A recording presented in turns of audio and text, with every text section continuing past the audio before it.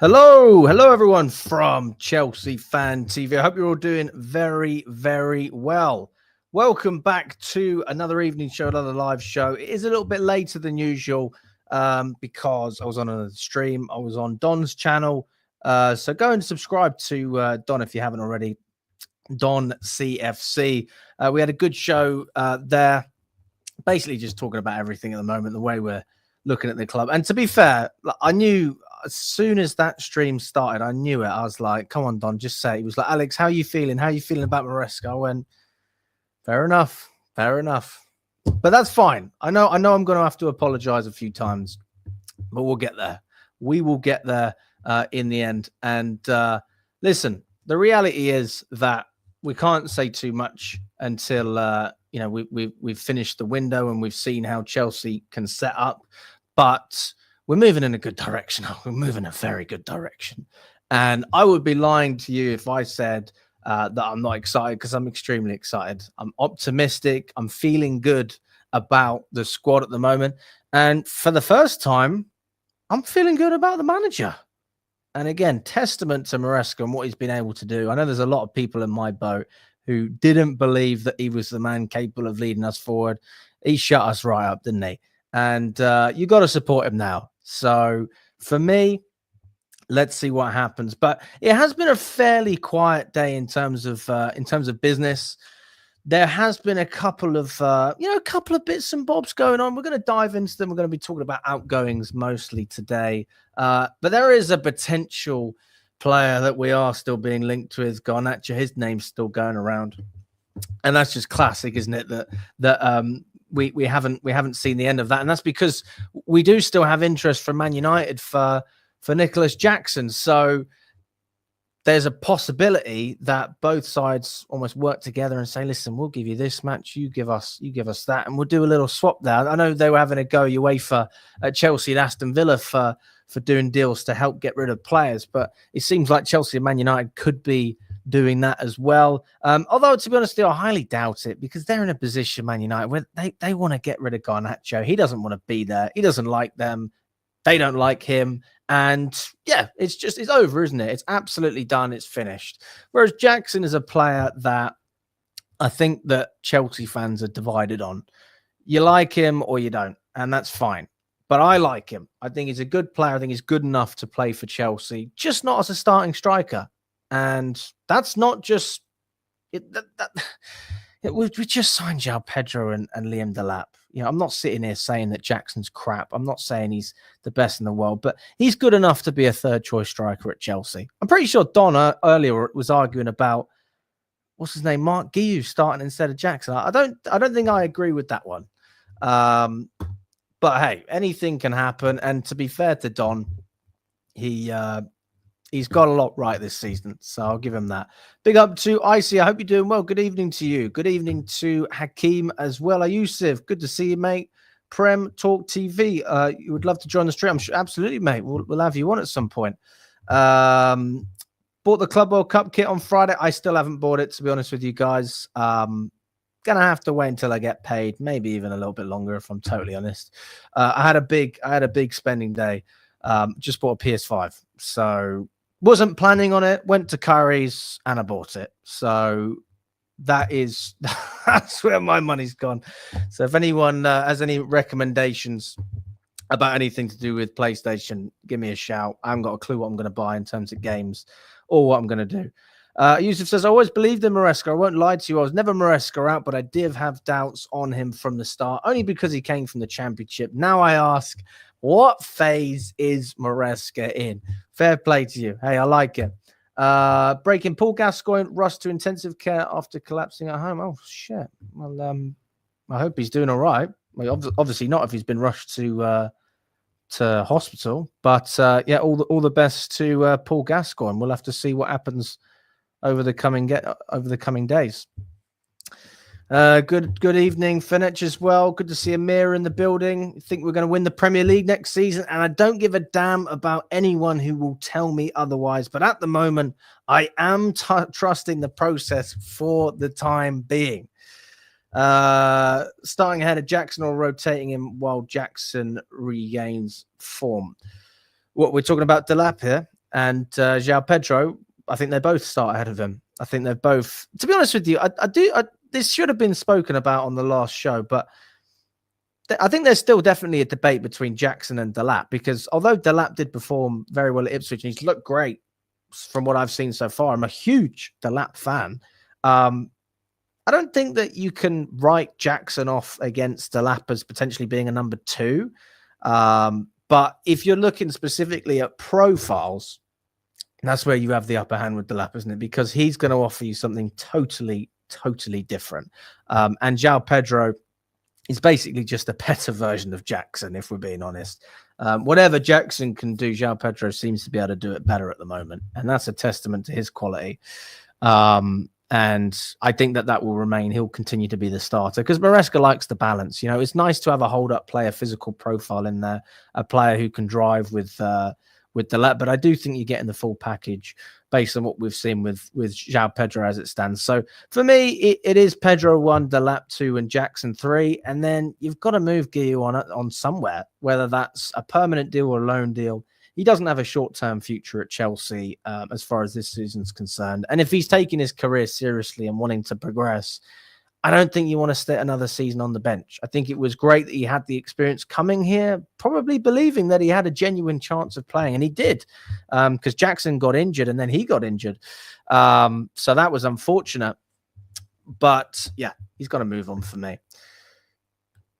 What games? I haven't bought any games. Cheers, Cam. Appreciate that, mate.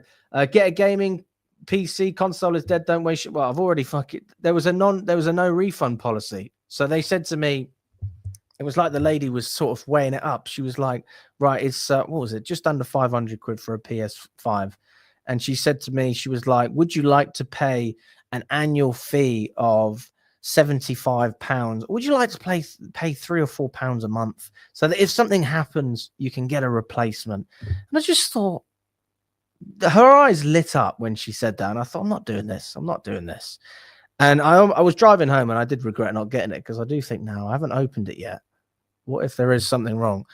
But it should be fine. It should be absolutely fine. But one of the main reasons I got it as well, I thought when things are really quiet, everyone seems to do these FIFA streams. And I'm not sitting here claiming to be the best FIFA player in the world, but I'll give it a crack. And even if I lose, like I might as well lose and stream at the same time. Cost me £112 and had to wait an hour for them to print it. Is that the new shirt? Is that what we're talking about here? Is the Rodgers deal dead? Well, we haven't had any progression as it stands. So yeah, we'll have to wait a little bit longer. Like obviously, when we look at these deals, guys, you've got to remember that this is a matter of weeks, if not months, for some of these negotiations. And when we look at the players that we're being linked with, some of these players we've been linked with for a long time. Some of them have just popped up. One player, I think we'll just get straight into the nitty-gritty. Let's just get it over and done with. Okay, let's talk about Alejandro Garnacho. According to Fabrizio Romano, Chelsea is still showing an appreciation for Alejandro Garnacho. So we're going to go straight off the bat, guys. And I want you to be really positive, all right? Because I'm in a positive mood. Can you dig deep within yourself, dig very, very deep, and tell me something positive that Garnacho can bring to Chelsea? I only want serious answers, okay? What good can this man bring to Chelsea? I'm not giving you anything, all right? I want to hear it from you. So is it his his attitude, his pace, technical ability, runs, creativity? What are we looking at here? He takes a lot of shots. Is that a positive thing? All right. Gargantuan Blues. I mean, there is certainly a chance that anyone could do well. That's true, but okay, we've drifted a little bit from the narrative. Okay, all right. He offers nothing. I mean, if you had to dig deep within yourself, what would you say? One thing that I can say is he'll be going from a place, a similar situation to Jadon Sancho. He's going from a club that he doesn't want to be there, hates the club, they don't like him, to a club that actually want him. And I'm talking about the club, not the fans, where he can be appreciated at least by the management. And he obviously wants to come to Chelsea. So that is something that you can look at and say that's a positive thing. Maybe we can see a different side of Garnacho playing in a different environment, playing with different players, a different manager, different system. Maybe that is something that can get more out of the player. But that doesn't change the fact that he's been underwhelming. He's been underwhelming this season and hasn't really progressed. And that's not to say that players can't have bad years, but I think he's had a shocking year. And for me, the number one of the main things that I can't stand is when players are disloyal. Just any form of disloyalty is criminal to me. And it's not just Garnacho, you know, I'll use another player, Wesley Fofana. You know, people defend it, but for me, he is not loyal to Chelsea. He wasn't loyal. He was certainly, you know, not loyal to Leicester in the way that he left. It's not a good characteristic. It's not a good trait. And if they leave United, no matter what you say, they're bringing that their character to the club that they end up going to. And that would be Chelsea in Garnacho's case if he was to come. So it has to be a no. It has to be a no. But then you say, okay, maybe let's just try and weigh this up as if there is a genuine chance that we are really interested and we can get a good deal. What is a good deal? Even if we don't want him, what is he worth? And what's he worth to Man United? Well, Man United said they wanted, 60 million in January? They rejected a bid from Napoli, which was about 45. It was a good bid. And they rejected it. They said they wanted more. I don't know why they rejected it. I think it was a fucking great offer.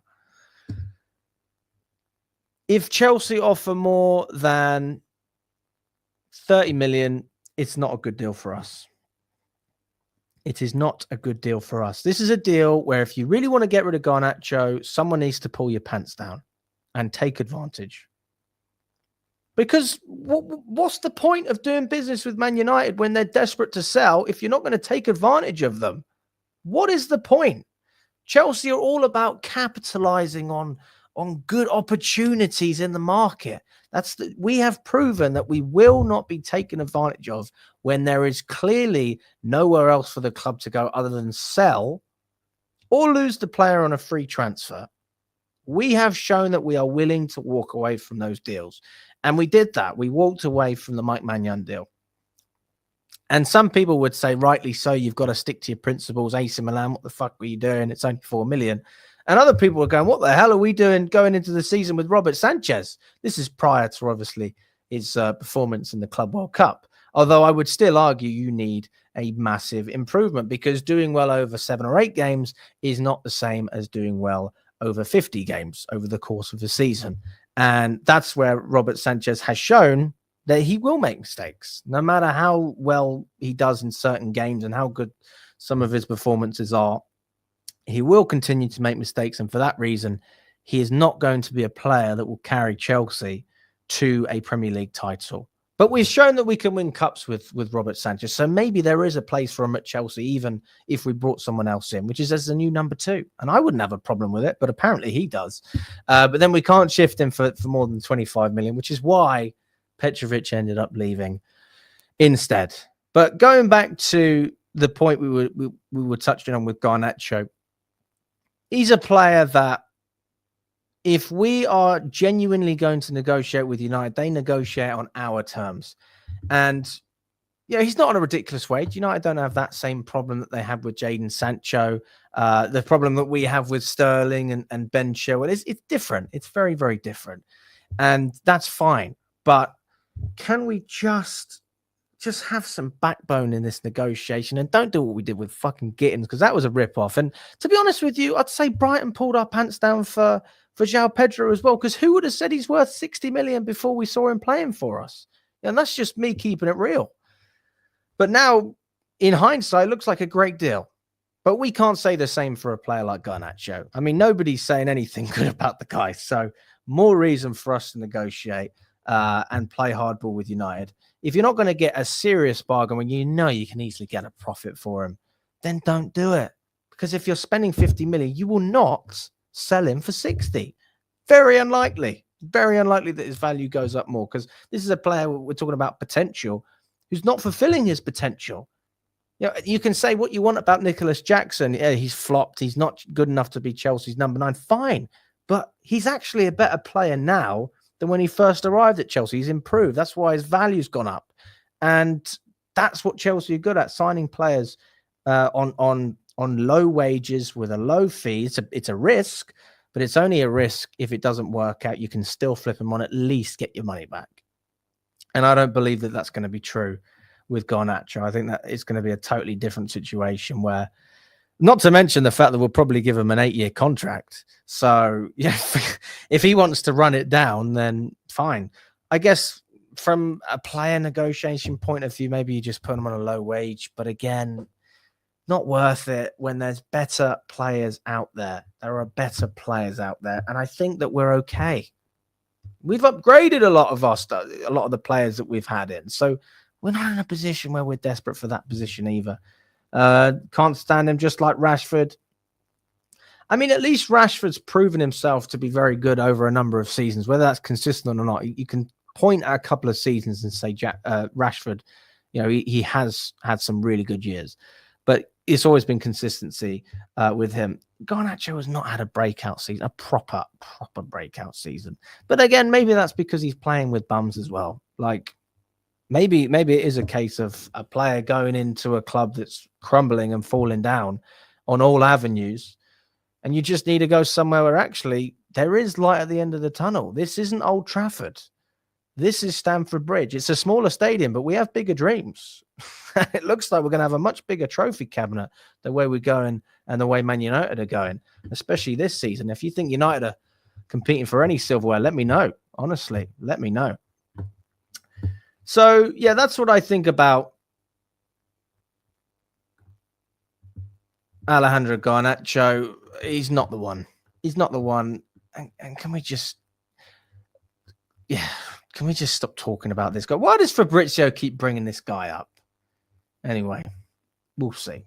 We'll see what happens.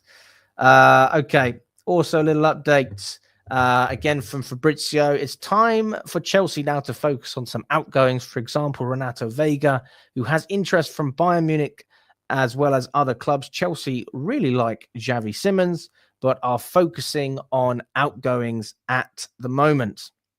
Which then brings me to the list, and this is kind of one of the main topics of today, is players that we need to get out of the door and how easy it's going to be to do that. So let's go through it. Let's talk about it. I mean, we might as well start with Vega. He's the topic here. I like Vega. I think he's a good player, not a great player.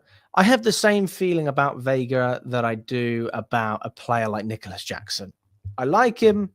I don't love him. I don't hate him. He's good enough for Chelsea's squad. He's not necessarily good enough to start. Okay. Great squad players to have if their ego can handle it. Now, the difference is I think Jackson's ego can, and clearly Vega, we saw in January, he can't handle it. And he's desperate to get into that Portuguese squad. And to be fair, unlike Jackson, Vega was, you know, exceptionally cheap, proper bargain.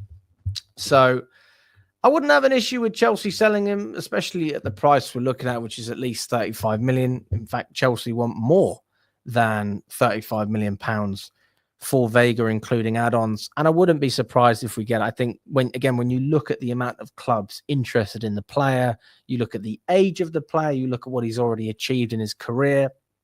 You know, when he walked into Thiago Motta's side at Juventus, there was an article coming out straight away in Italy saying he's revolutionary. The system suits him perfectly. Everything seems to work better in that system now that Vega's there. So he's clearly able to offer something, but it's just a case of whether the money's there. And unlike England, obviously you've got Saudi. but I don't think he'll be going there. So your options are Bayern Munich, Atletico Madrid. You've got a number of Premier League clubs who are looking at him as well. Are Chelsea going to sell to a direct rival? I'd hope not. And I think if there's a side that genuinely would pay the money, it'd probably be Bayern Munich, to be honest with you. I do think that that's probably the most realistic out of all of them. I don't see Vega fitting into Atletico Madrid. I don't see where that. I don't know. I mean, let me know what you think. He's obviously a good defender, but he doesn't strike me as a player who would opt for that sort of project. I'd see him as a player who fits more into what Bayern are doing out in Germany. But yeah, I mean, 35 million, we can all agree it's a good deal. Also, a little update as well on Mamadou Sarr, who we very recently signed. He is now going on loan. We will have a loan from Chelsea to Strasbourg. Oh, is it a loan? I think it's a loan.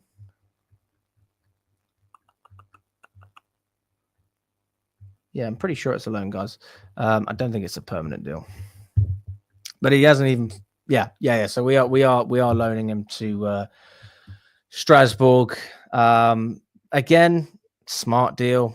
Like, if he's not going to play, he's got to develop somewhere. I would say this. I don't know how much money Strasbourg have in the bank, but if there is a player like Disassi as well as another one who's played in France, he's played at Monaco, done very well, and if there's nobody else willing to go out there and pay the money, is it worth just sending him off to Strasbourg? I don't know if they have that kind of money.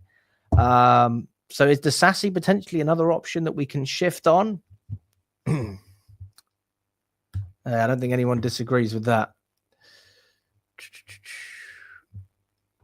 Renato Pornstash Vega.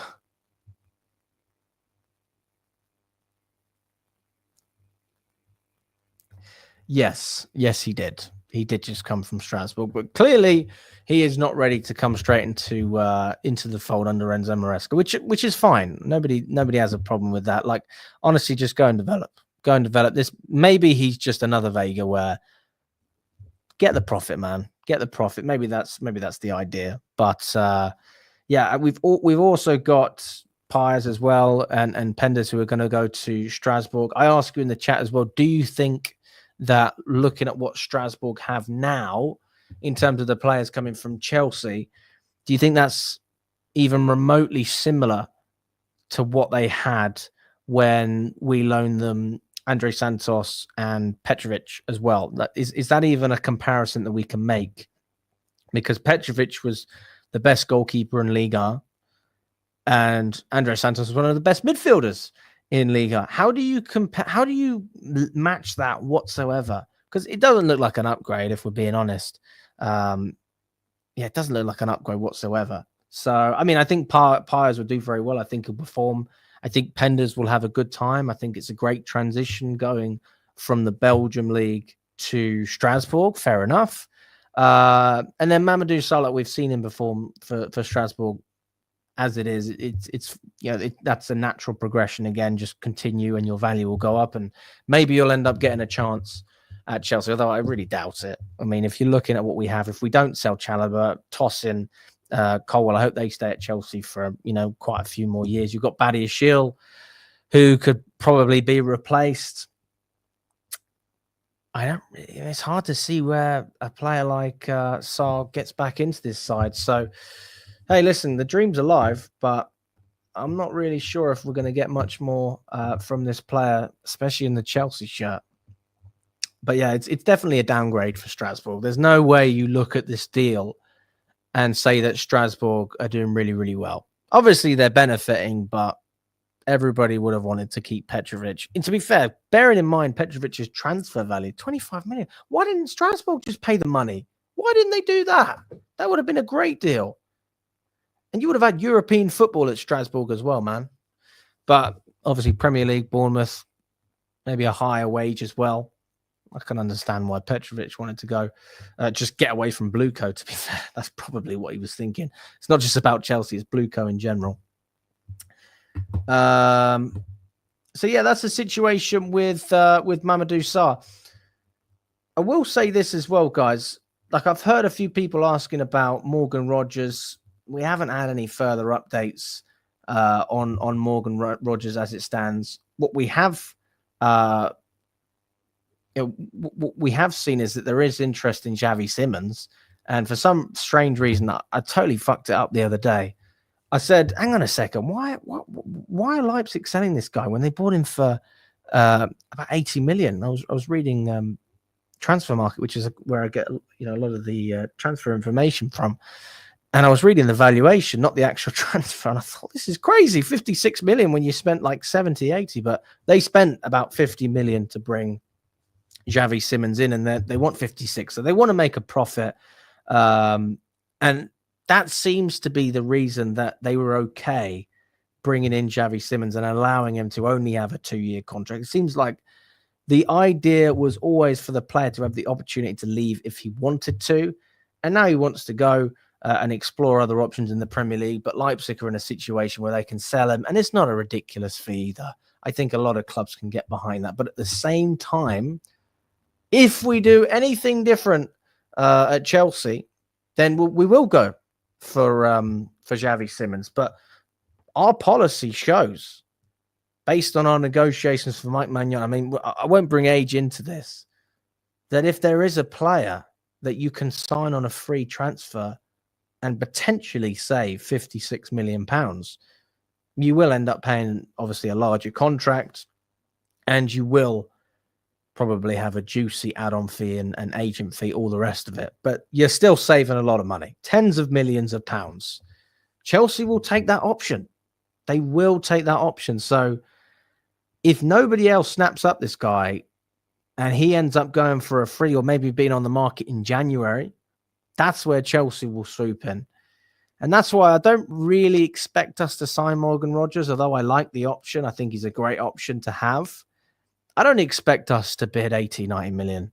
It just doesn't seem to make sense, especially when, again, all we're hearing now is that the priority is to sell. I can't sell it. I'm not selling my place. I've just bought the bloody thing. I'm not selling my PlayStation. What is with the PlayStation hate? To be fair, I used to be an Xbox man, but I do think PlayStation's better. So I apologize to the Xbox community. I see a world where we sign Simmons and Android 17 from... What? Android 17. Am I missing something here? I'm definitely missing something. Tell him to take Jackson to the airport. For fuck's sake. Yeah, smash that like button as well, guys. We've got over 160 of you in the building. I don't know how many likes we're on. Go on, let's have a look.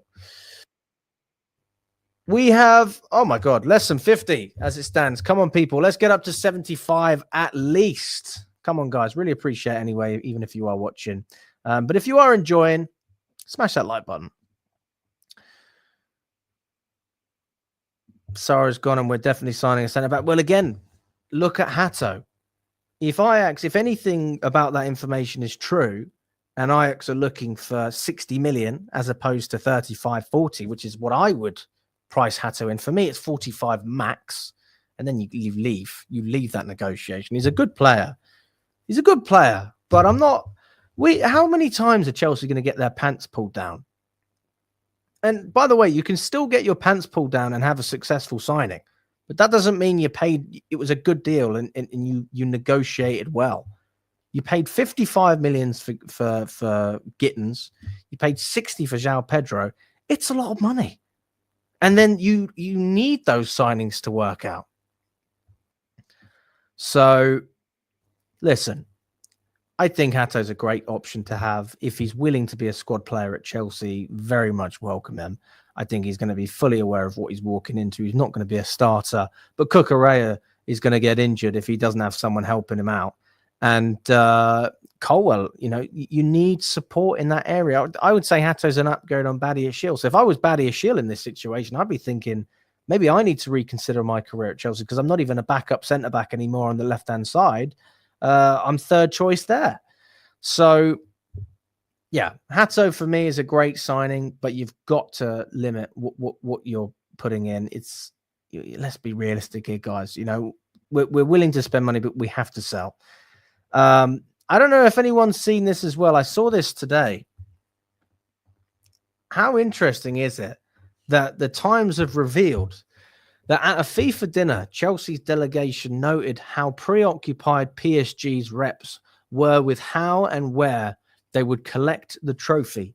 Chelsea's reps informed Maresca of this before he told the players.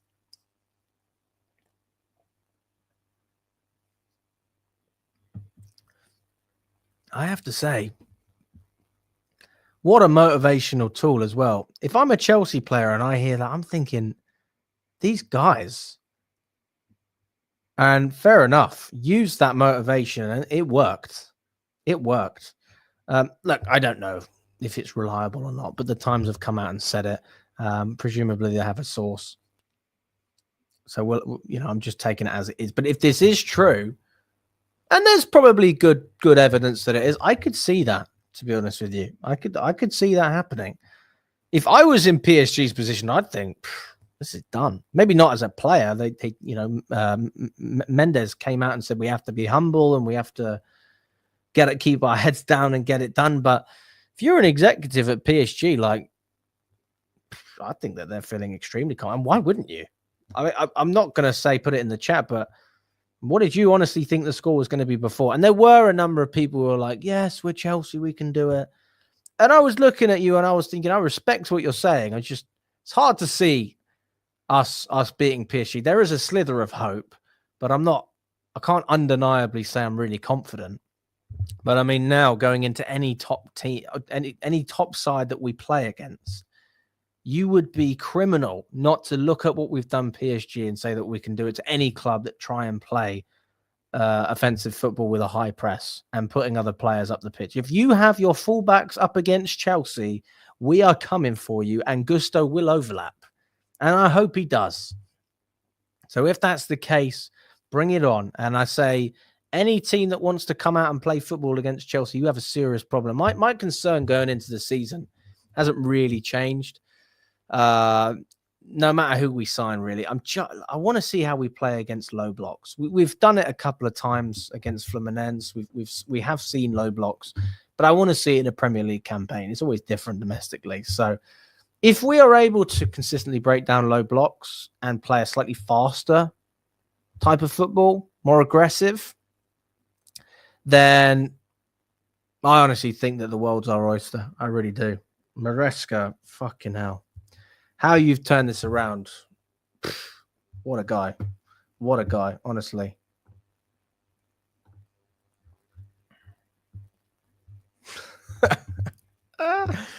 What is this news as well? Saudi club Neom are interested in Axel Disasi. Negotiations are taking place between the clubs and not with the players. This is according to L'Equipe and whoever this guy is. And then straight after, Ben Jacobs comes out and says Saudi club Neom have ended their interest in Axel Disasi. So, I mean, I don't know how much truth that. Well, I mean, there must have been truth to it because they ended their interest. So there was interest to begin. It's not like they were never interested whatsoever. It was fake news. They were interested, and then they had a look at the player and they went, fuck that. Or they looked at what Chelsea wanted for the player and they went, no chance, I'm not doing it. Because Disasi isn't worth what we paid for him. He's not worth 40 million quid. He's not worth it. He's not worth 35 million quid. He's not worth 30 million quid. I honestly rate Disasi. If I was looking to come out and buy the player, I'd rate him at 25 million. And I think that that's a fair offer. But Chelsea don't do fair because fair isn't profitable. So he will stay at Chelsea if he doesn't get sold. He will stay at Chelsea or he'll get loaned out again. And that is the way I see it. So maybe there's an opportunity for Aston Villa to come back in and have a loan with an option to buy. The great thing about loaning players when they're on really long contracts as well is if you are getting good loan fees, and let's just say a player goes for, let's just imagine he's worth 40 million, isn't he? Okay, so you have two loan deals. Let's just imagine that equates to 10 million pounds over 2 years. Okay. then if you get 30 million for him, you've made your money back. And I think that's probably the only way that Chelsea can claw it. Otherwise, you are in a situation where you're going to lose money. It's the same with João Felix. This is another player that, for me, his ego has been his real weakness. He was never good enough to start for Chelsea. He was always going to be depth. He was an upgrade on what we had. It was absolutely an upgrade on what we had. So I was happy with the signing of João Felix, although I will say it was pretty expensive. But the lack of patience to decide to leave the club in January is, not for me. And the guy didn't light anything up in Milan. So you know that it's not our problem. It's his problem. So, yeah, we've got our work cut out with João Felix as well. I do think that Disasi, just going back to him, I think Disasi's a good player. You know, he played his best football as a centre-back, which is where Pochettino played him. Maresca wanted to play him on the right-hand side. Oh, let's be honest, Maresca didn't even want to play him. The only reason he played him was because there was nobody else that he felt was senior enough to play as a right-back, and he tried to squeeze Disasi in. Chelsea were probably saying to Maresca as well, like, can you at least give him some minutes? Can we increase his value or retain some sort of value? I'm sure there's conversations like that have happened. But he is a player that ultimately thrives in a system where you don't need to pass out from the back consistently. He's not going to be caught out one-on-one against defenders on the right as much, although he can do it, but it's not his best position. And where he has a little bit of support around him, so maybe in a back three or a team that sits a little bit deeper and you have that cover in front of you as well. I think Disasi's a player that you have great games and you have some bad games. You know, he's not a bad player, but he's never going to get into this Chelsea side. So ultimately, it would have been maybe Aston Villa that took advantage of this deal if they would have had Champions League football. We could have seen something happen, maybe Disasi going to Aston Villa, but that's done. And I just don't see how we move him on and make a profit. I just don't see it. Don't see it. And the great thing about the Saudi club, any Saudi club as well, Neon, is that you know they have the money. So then they're just saying to themselves, are we getting mugged off? Like, are we actually improving our team? Is this worth paying for? Or do we need to go in a different direction? Because they have pick of all the players that they want. If the money's right, the money's right. And there's a select few players who will turn down that money, but most of those players will leave. And then you know the club's going to accept. If they're offering anything close to our valuation, Turkey's certainly an option. Like, Turkey is an option, but then again, you have to look at the money. He's not going to Galatasaray. Fenerbahce are spending lots of money. I don't see him going there. Maybe Besiktas, but I don't think he fits. Can he play under Solskjaer? Maybe Besiktas. But I don't know if Besiktas have any money. I don't know. He would do well under Conte. They're spending a lot of money as well, though. You know, they're going to, I don't think we would have already heard about it if he was going to Napoli. Are we going to hijack Eze? I don't think we are, to be honest with you, Daniel. I don't think we are. I think that when you're seeing the briefs as well about players that need to leave, that process takes time. I think Arsenal will probably end up wrapping that deal up. The truth is, every team is getting better. I mean, we were saying that on the stream before on Don's channel. Every team is getting better. But that doesn't mean you should take your eyes off Chelsea. And if you're looking at all the business that all of the teams have done so far, and you compare that to Chelsea, it's very difficult to argue against us having some of the best business. You can look at the price tags of Liverpool players. You can look at that. You can look at United bringing in Cunha. It's good. But we've actually seen it work already, some of these guys. We've seen Delap perform coming off the bench. We've seen João Pedro coming in and just performing. We've seen Santos do great things in the midfield. Not necessarily playing as much as we wanted to, but we've seen him perform. And then we also have things to look forward to as well. I didn't even speak about Esteval. Like, Esteval's coming in. He's a direct replacement for Madueke. He's a direct upgrade on Madueke, and he's younger. That's Chelsea all over in terms of what we're trying to bring in. you have to take your hat off for that business, because nobody can see 3 years down the line Chelsea making moves like that and then still being able to upgrade. That's where I give an awful lot of credit. And I do think that, like, I've never been the biggest I've not really criticized the recruitment as much as other people. It's always been the ownership for me, because the ownership lay out the objectives that the recruitment need to carry out. They give the parameters. You can do this, you can't do that. That's ultimately, the recruitment are doing the best with what they're being allowed to do. They've got a lot of money, but they're not allowed to spend it on random players. They have to spend it on a certain bracket, a certain caliber of players. There's a lot of boxes that need to be ticked. And fair play to everyone that has been involved with signing the players that have worked out, because it may have taken time for some of them, but yeah, there's been some great business. And even if you look at some of the players we brought in at the beginning, like Cucurella, fucking hell, best left back in the world. Caicedo, best defensive midfielder in the world. Enzo Fernandez, one of the best in his position. Reece James, giving him that contract extension. Was it worth it? I think we can say yes.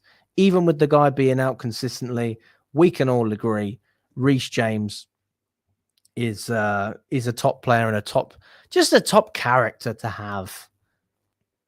There's only so much money can buy, but when you're promoting your own players and they're getting to the top of the game and allowed to perform, even with the amount of injuries that he's had, and he's still given that trust and faith from the club, it's beautiful. It's absolutely beautiful. So we're moving in a great direction, guys. A great direction. One thing that I will not say, though, I tell you what, fuck me, it's going to be difficult when I'm standing outside the stadiums and we've won some good games, beaten some good opposition. I can't talk about a title race. I can't do it. Not after last season. Maybe in February or something like that, if we're really doing well.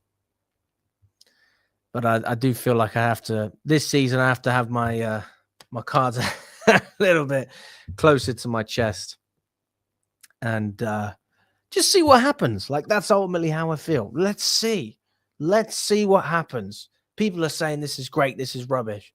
Let's find out. And we will find out. And we've already found out a lot.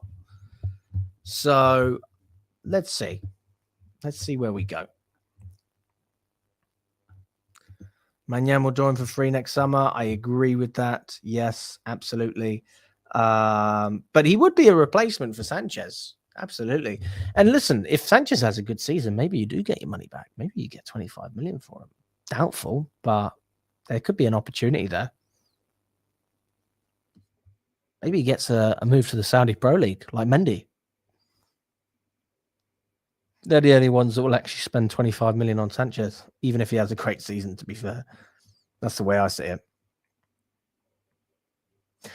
No, it's not controversial, mate. It's not controversial. Look, the reality is, whatever you want to say about the ownership, people can have their difference of opinion.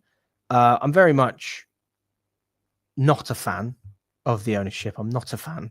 But if you were asking me to lay everything on the table, Clearlake, Bowley, there's two consortiums, then you can see the difference between the two of them. And then you make your mind up, is there one I prefer? And to be fair to Clearlake, they've made Chelsea efficient. They have made us very financially stable and profitable in terms of some of the players that we bring in and sell for a profit as well. Okay, that's something they've been able to do. And then you look at Bowley's side and you see someone who's willing to spend more, take bigger risks, sign bigger players, ready-made players. And he has experience winning with the Dodgers.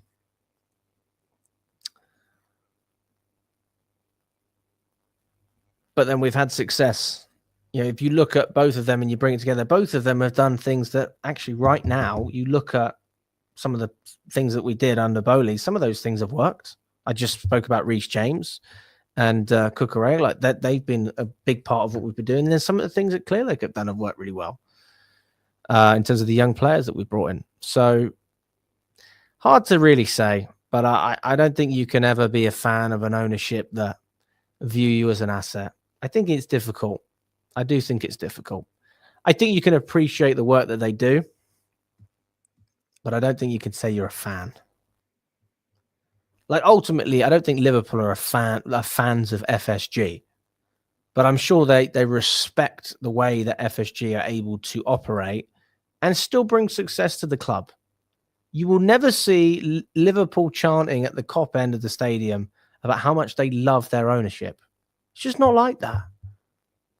But they're able to bring success in the way they operate. And if you're able to do that at Chelsea, I can respect that. And I can respect you in terms of being able to operate in that way. But I can't look away from the fact that you are in this position to make money and nothing else. You know, that's the harsh reality. What if they can win and get the final financial benefits they want? Again, you can respect it.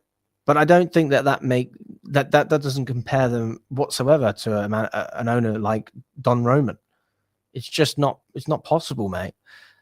You can respect it, and I will respect it. I respect where we are right now. I respect that, and I give credit for that. I do. But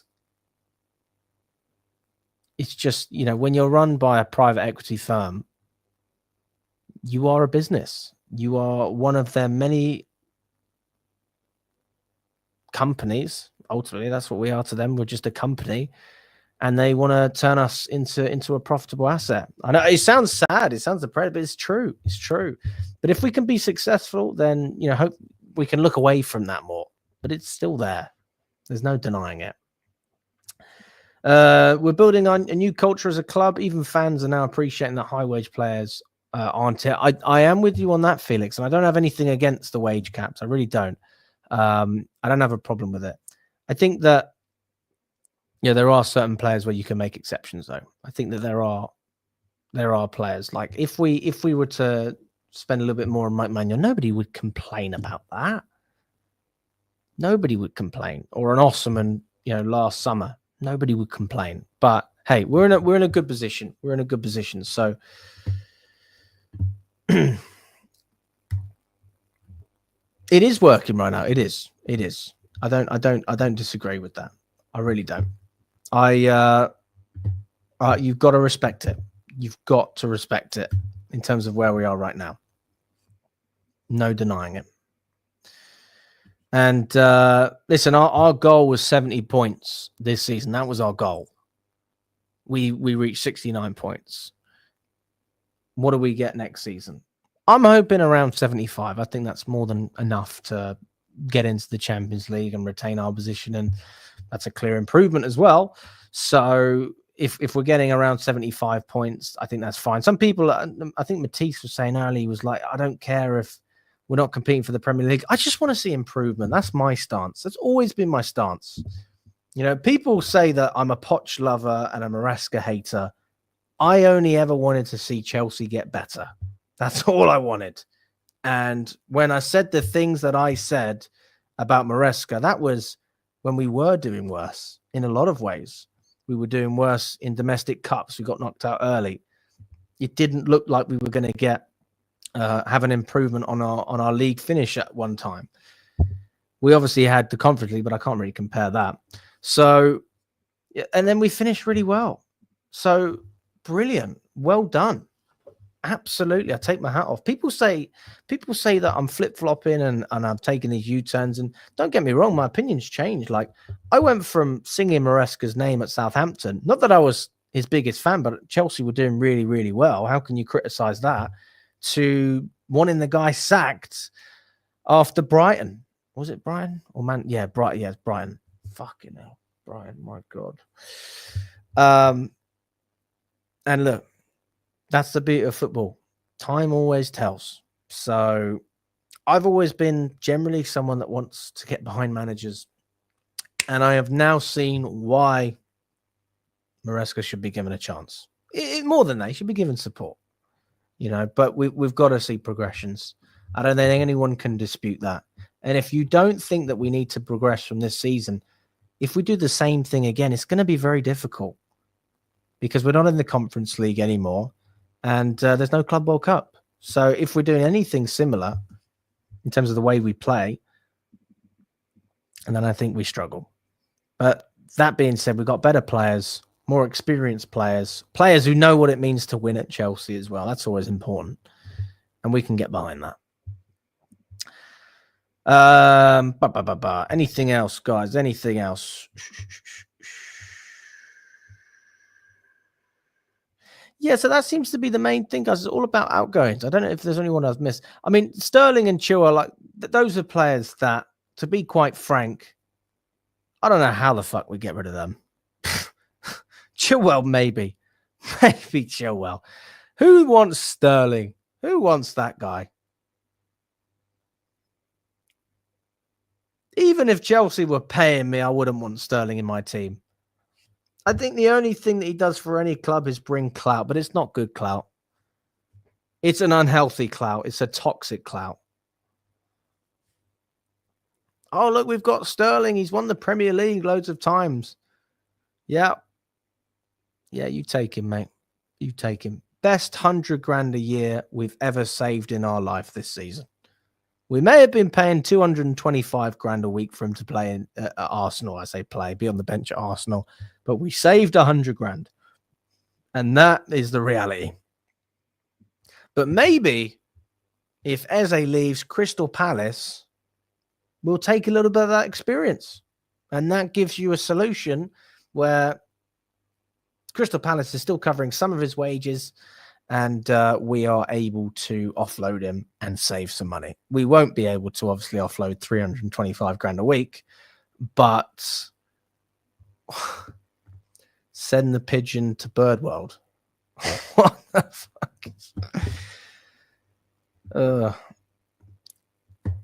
I don't know if this is the first time you've watched me on this channel. To be very open and upfront, I have been one of the biggest critics of Maresca over the course of the season, but since the Club World Cup, I've basically said, fair enough, I was wrong. That's basically where I am. I don't know why anyone would be with our owners, though. I've never understood that logic. I guess you can respect what they're doing, but you can't. I don't think you can be a fan of private equity in football. You can never be a fan of that. There's no connection, zero connection. It's like if you had a friend, but the only reason they were friends with you is because you pay them. If you stop paying them, they don't want to be friends with you anymore. That's how I look at Clearlake. The only reason that they have anything to do with Chelsea is because Chelsea is something that's going to make them a lot of cash, or they hope will make them a lot of cash. That's yeah. But I'm a very new Maresca supporter. I don't even know if I'm allowed to call myself a Maresca supporter, but I certainly respect him. I really respect what he's done, and I believe he should be given the benefit of the doubt based on this season. But I also believe he needs to progress. So I'm not going to be anywhere near what I've been like this season. I just don't think that logic doesn't work anymore, because we used to look at him and say, what had he done before? And really, people didn't have any answers to it. Now, you've seen what he can do. And if you dispute that, fine. But there's your argument. Anyone who wants to support Maresca, there is your argument. You have seen it. I've seen it. So I'm not going to argue against that.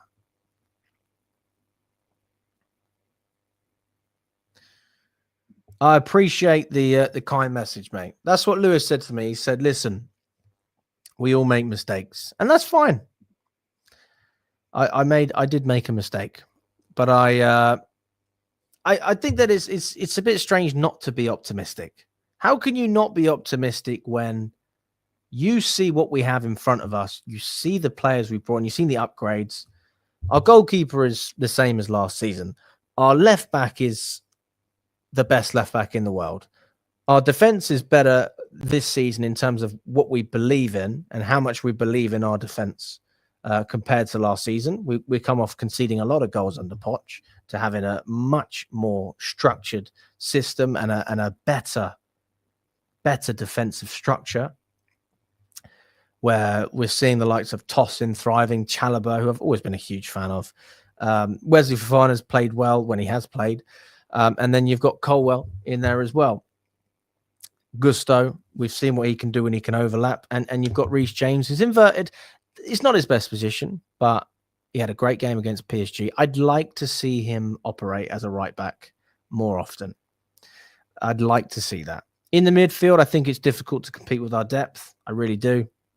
Can you name me one side in the Premier League that has better midfield depth than us? I'm not saying that as if I'm 100% sure that Chelsea have the best depth, but I'm struggling to think of a side that I would rather have that depth. I'm struggling to think of one.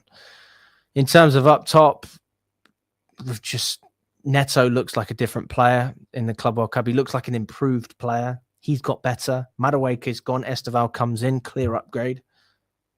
Sancho's gone. Gitten's in. Not sure if that's an upgrade, but we'll find out.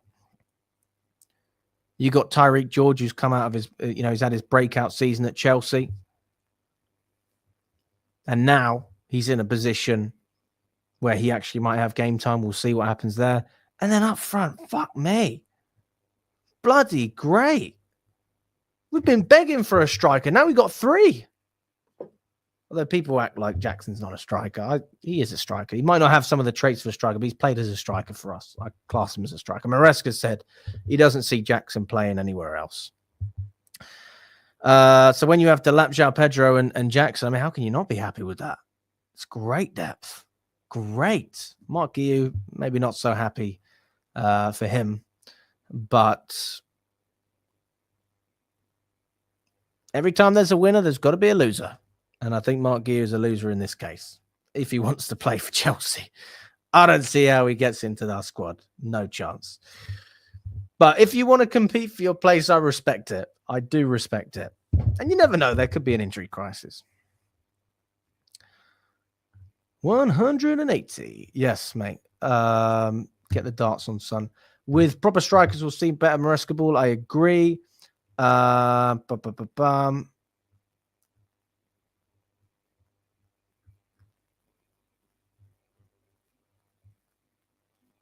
can I join the Chelsea family? Well, I guess I don't know what you mean exactly, but if you watch the games, that's basically it. All you need to do is watch the games. That is the simple criteria. Watch every game. You are part of the family, my friend. If you don't watch the games, unless you have a very good excuse, I think it's difficult to say that. Although, of course, everyone has commitments at times. I appreciate that. But yeah, man, otherwise get involved in some group chats, subscribe to some channels, subscribe to Chelsea Fan TV. Why not? Like the video as well. We're on 68 likes as it stands. We got over 160 of you in here. Let's get up to 100. If you haven't already smashed that like button, we only need 32 more and then we'll be on 100 likes. So smash that like button, guys. And yeah, mate, you are officially part of the family. There you go. Makes sense. What would next season look like to you? Are we challenging or top 4 later stages of Champions League or one of the domestic cups? Great question. Next season progression is the most important thing. That is the prime objective for me. And with my criticism of Maresca, one of the big problems I had two big problems, which was the goalkeeper. We've established that that's not something Maresca can do anything about now, so I take that away. And the style of play in terms of the entertainment. I do think that, I want to see a more direct style of play at times. But to answer your question more directly, what does next season look like to me? Hopefully it looks like we finish in a position where we've competed for the title. I don't think we win it, but finishing second or third. And if we challenge until January, then can we push up until February, March? That's an improvement, whether you want to say it or not. If people go, Matisse said this as well. He's like, if we finish second, I don't want to hear it. Look, I just want Chelsea to get better. If I see that we're getting better, why would I complain? right? We're improving. Everyone's pulling as hard as they can. So yes, I want us to challenge for a Premier League, but yeah, I don't think we're quite ready to win it. I don't think we're quite there. I think we're not far away though. With the right signings, bearing in mind some of the players we're bringing in, if they perform, then we just need left back depth, a better goalkeeper, maybe another centre back,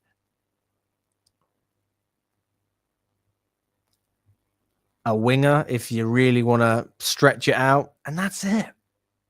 That is it. So, I mean, the criteria could have already been met. We could have had Rodrigo, Hatto, and Manyan. Hang on. But yeah, I don't think we're going to be that lucky. So yeah, finishing definitely top 4, ideally 3rd or 2nd, just to show a progression. But if you're looking at 0.75, and then I want us to win a domestic cup. I want us to win a domestic cup. For me, the Champions League is important. I don't think we're going to win it. I'd like us to get through the league phase, and then honestly, we just see how it goes. But I want us to win a domestic cup. I want to see a victory in the Carabao Cup or the FA Cup. That's what I want to see. Anthony Robertson, again, I love another player I love, but if he's not going to overlap, he's not going to fit our system. I want players who are going to fit into what Maresca's doing, and he doesn't strike me as a player who inverts. So it's like signing Gusto now. If Gusto knows that he's coming into a side that's going to invert him, he probably wouldn't sign for us. But he was already a Chelsea player when Maresca got here, and I think it's the same with Robinson. So for me, probably not. Zion Suzuki, don't know enough about him to be honest. I don't want to lie. Yes, Gittins will certainly be more direct. He shoots more as well. Will Sanchez carry the final momentum or go back to try and the fucking advertising board? We will see, mate. We will see. Listen, we'll see some of the preseason games as well. I'm looking forward to Leverkusen and Milan. FA Cup would be lovely. I would never accept Jackson, Delat, Pedro, and we had the likes of Drogba, Torres, Costa, Higuain, Anelka, Shevchenko, Crespo, Morata, Lukaku. Blue Curve deluded you all to accept mediocrity. We just won the Club World Cup, mate. We just won the Club World Cup. We just won 2 trophies. What are you on about? Come on, mate. You know, I respect everyone's opinions. I really do. And I know that you feel strongly against the ownership because you're a regular on this channel. But, you know,